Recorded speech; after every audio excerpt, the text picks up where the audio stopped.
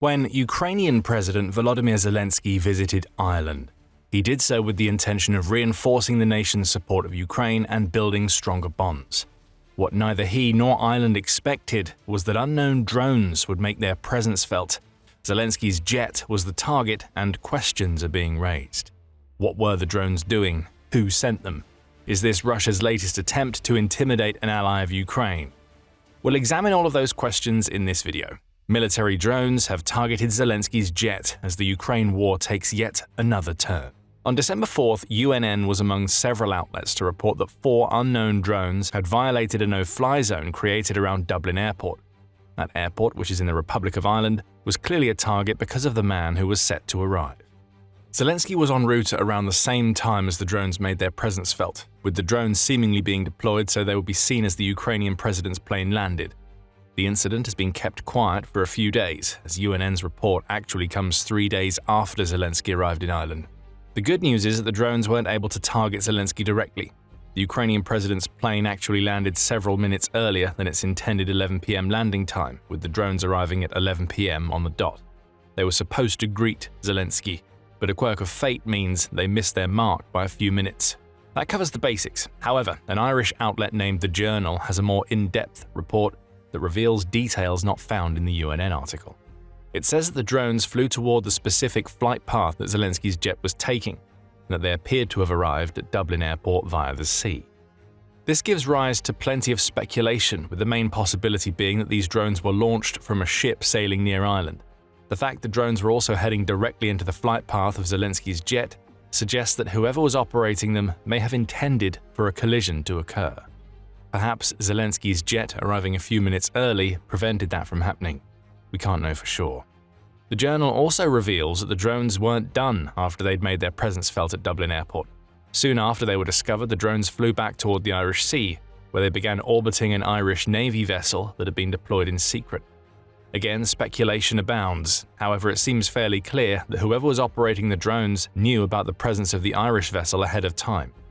According to the Journal, various sources have added that the drones flew into Dublin Airport from the northeast and that they remained in the sky for about 2 hours before they disappeared. It all sounds very suspicious. However, some may think there's a possibility that the incident was more innocent than it appears. Perhaps some hobbyists had accidentally flown their drones toward the airport, for instance. That's clearly not the case. These weren't any old drones. They were military specification drones, as reported by The Independent. The outlet says that Ireland's security service says the drones that targeted Zelenskyy's plane were large, military-type devices that could have been used for a hybrid attack. The Journal adds more, stating that these types of drones offer a range of functions, presumably up to and including kamikaze attacks. However, it appears that whoever was flying the drones had no intention of launching a direct attack. All 4 had their lights on, the Journal says, which indicates they were supposed to be seen. That's about all that anybody knows so far. The Journal notes that the relevant authorities were alerted upon the discovery of the drones, stating, Garda Commissioner Justin Kelly was told about the incident in the early hours of Tuesday morning. It's understood that the Taoiseach and Ministers for Justice and Defence were also told in the hours after it happened. For context, the Taoiseach is the head of government for Ireland, meaning the alert was raised up to the top of the country. However, it isn't clear yet if Zelenskyy himself was informed of the drones at the time of their arrival. The Irish authorities may have decided to keep the information from Ukraine's president due to not wanting to elevate the situation. Of course, the question has to be asked, who sent the drones? Right now, we don't have a definitive answer. Ireland certainly hasn't accused anybody, with UNN pointing out that an investigation is ongoing to determine the origins of the drones in terms of whether they took off from sea or land. However, the nature of these drones means there are very few possibilities. Hobbyists don't have military specification drones, so the possibility of a mistake or prank on a hobbyist's part is out of the question. It's possible that saboteurs operating inside Ireland may have wanted to send a message. There are groups in Ireland that are not as supportive of Ukraine as the majority of the country seems to be. For instance, the Irish Left with Ukraine Facebook page reports that the country's Socialist Workers Network and the People Before Profit group announced that they wouldn't be joining the welcoming party for Zelenskyy's Dublin visit. But that minor discontent certainly doesn't suggest that the group had sabotage on its collective mind. In reality, there seems to be only one culprit for this drone incursion, and it's a culprit that has been sending drones into European airspace for months, as well as a culprit that has a vested interest in doing whatever it can to disrupt and ideally destroy Zelenskyy. Of course, that culprit is Russia, allegedly.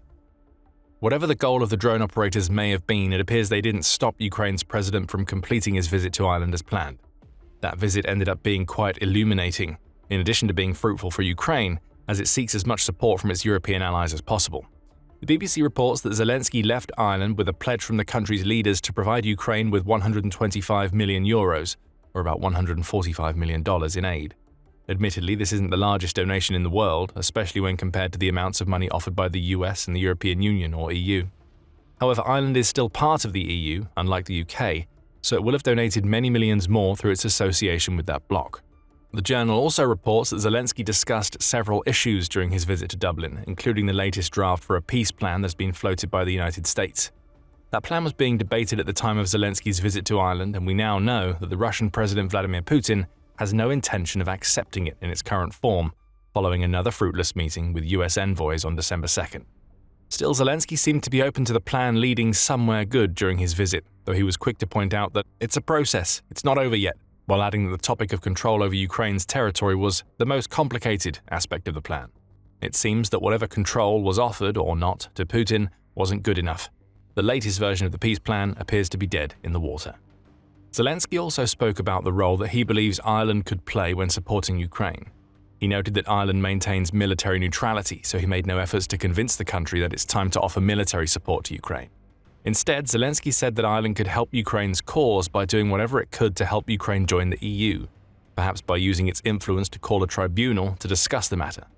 Zelenskyy also said that Ireland could call on the rest of the EU to use the hundreds of billions of dollars of Russian frozen assets inside the EU to rebuild Ukraine. Please continue to support all efforts to ensure the tribunal becomes a reality, so that Russian killers cannot travel the world as if they have done nothing wrong, Zelenskyy asked. Ukraine's president will be pleased with the response he got from the Taoiseach. He said that he supported the use of the frozen Russian assets to support Ukraine and to fund the reconstruction of the country. The only black mark on the entire visit beyond the drones that came to meet Zelenskyy's plane came from the previously mentioned People Before Profit Party. The party's members stood for Zelenskyy when he appeared, but refused to applaud him alongside the others present at the Ukrainian president's speech. The party's leader, Richard Boy Barrett, explained why in the aftermath. "We continue to stand with the people of Ukraine against Russia's invasion," Barrett claimed.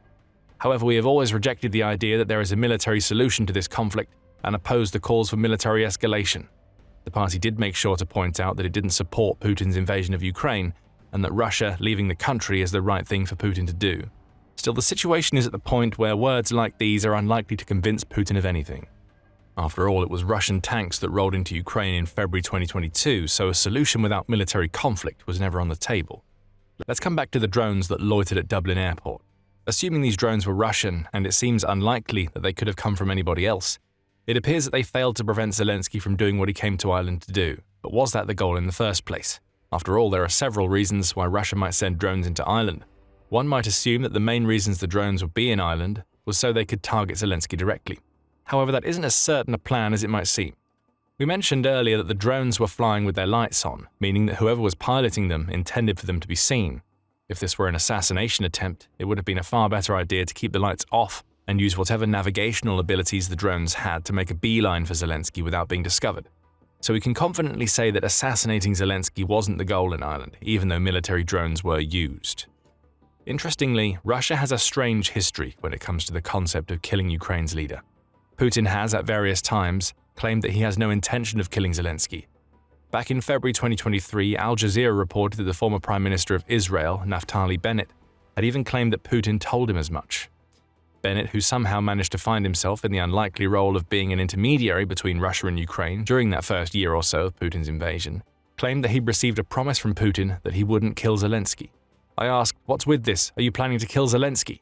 Bennett said when speaking about a conversation he had with Putin during the early stages of the war. He said, "I won't kill Zelenskyy." I then said to him, "I have to understand that you're going to give me your word that you won't kill Zelenskyy."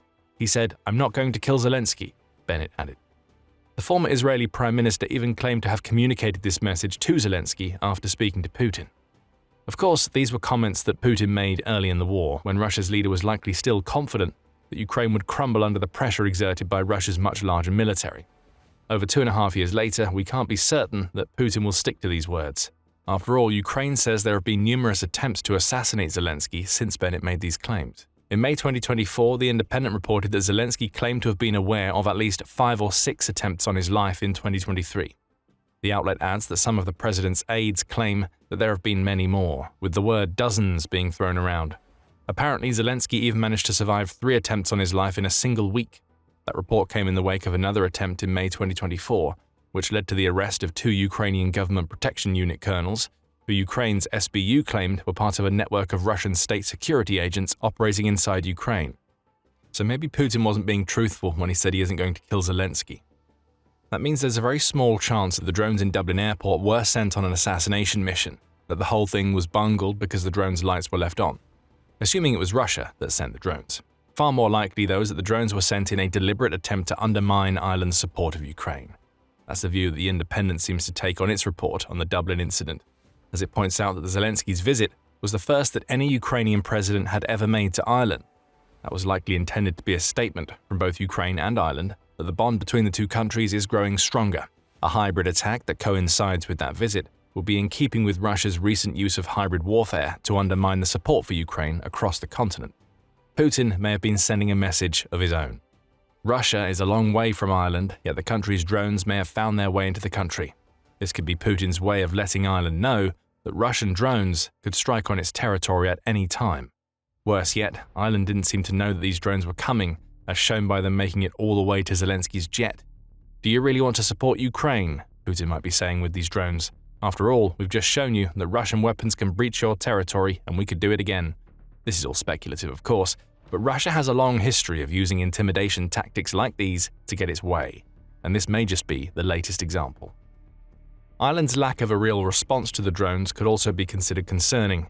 As the journal notes, Ireland made the decision not to shoot the drones down upon discovering them, likely because it believed that the drones weren't there to launch a kamikaze attack. Putin might take that lack of response to mean that he can conduct similar hybrid operations in Ireland in the future, due to the country being wary of escalating. The drones making their way over to an Irish Navy vessel, named by the journal as the Ellie William Butler Yeats, is also interesting. Again, we may see messages being sent from Russia here. That vessel was sailing in secret, the journal claims, so the fact that it was located was either a massive stroke of luck for drone operators or, more likely, those operators knew that the ship was in the Irish Sea. In the latter case, Russia is communicating to Ireland that it has more information than Ireland will be comfortable with Russia having. Is there a leak in the Irish military? Does Russia have spies operating at high levels in Ireland? These are all questions that Ireland will now have to ask, and Russia won't be forthcoming with any answers. Again, assuming that Russia was behind this hybrid warfare attack. Ireland will also be slightly embarrassed by the fact that it wasn't able to do anything about the 4 drones once they descended on the Ellie William Butler Yeats. The journal points out that the drones were operating within the 12 nautical mile limit of Irish waters, meaning Ireland had every right to destroy them. A military ship could have done the job, only that ship had no electronic warfare countermeasures on board that could be used to disrupt the drones. The journal notes that an Irish Air Corps aircraft was patrolling near the airport at the time of the incident, though it didn't need to respond. If nothing else, the incident will serve as a wake-up call to Ireland. If the country is going to show outright support to Zelenskyy, then it needs to be prepared for the sort of hybrid warfare that Ukraine's enemies are willing to use. Hybrid warfare is Russia's favoured approach for dealing with Ukraine's EU supporters right now. In a December 4th piece, the Royal United Services Institute, or RUSI, says that Russia is applying pressure with these tactics to the point that Europe is in present and continuous conflict with Russia. There hasn't been a full-scale invasion, and Ireland will be far from the top of Putin's list if Russia does go to war with the EU. Still, incidents like these can't be ignored because they're part of a wider Russian campaign to disrupt Europe. RUSI says that Russia is exploiting John Warden's 5 rings, which Warden outlined in a 1995 paper named The Enemy as a System. Those rings are the leadership ring, which includes the intimidation and assassination of leaders. That seems to be what just happened in Ireland, as the drones, assuming they are Russian, appeared to be there to scare both Zelenskyy and the Irish leadership. Other rings involved organic essentials, such as the European reliance on Russia's gas and oil that Putin has exploited, and infrastructure. You could argue that drones targeting an Irish airport fall into that ring. The last 2 rings cover populations and fielded forces. The latter isn't a concern for Ireland right now, but as for the former, disinformation and intimidation can be used to manipulate the opinions of a country's population. That sounds like something that's in Putin's wheelhouse. Perhaps a drone threat today could lead to more Irish people turning against the country's support of Ukraine tomorrow. Ireland may have just found itself the latest victim of a campaign of hybrid aggression that Russia has leveraged against Europe for much of the war. Ireland is also part of the EU, and Putin had a message to deliver to the EU following his meeting with the United States. If Europe wants a war, Russia is ready to fight one, Putin declared. But Russia's leader may be overstating the readiness of his military. NATO has an opportunity to call Putin's bluff after this latest threat, and you can find out how in our video. And if you enjoyed this video, remember to subscribe to The Military Show for more videos covering Russia's latest hybrid warfare efforts. And thank you, as always, for watching.